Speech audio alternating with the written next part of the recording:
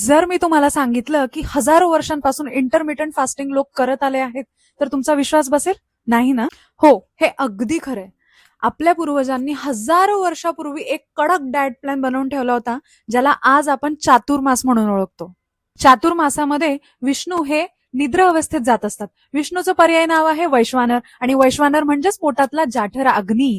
म्हणजेच काय, तर आयुर्वेदानुसार या 4 महिन्यामध्ये तुमचा जाठर अग्नी हा मंद झालेला असतो. त्यामुळेच जे पचायला जड असे अन्नपदार्थ आहे ते पचवणे कठीण जाते, आणि म्हणूनच या काळामध्ये हलके, पचण्यास अतिशय हलके असे अन्नपदार्थ सेवन करायचा सल्ला दिला गेलेला आहे. म्हणूनच या काळामध्ये आयुर्वेदानुसार आणि धार्मिक दृष्ट्या सुद्धा उपवास करण्याचा सल्ला दिला गेलेला आहे. आता हा उपवास म्हणजेच इंटरमिटंट फास्टिंग करण्याचे काही नियम सांगण्यात आले आहेत.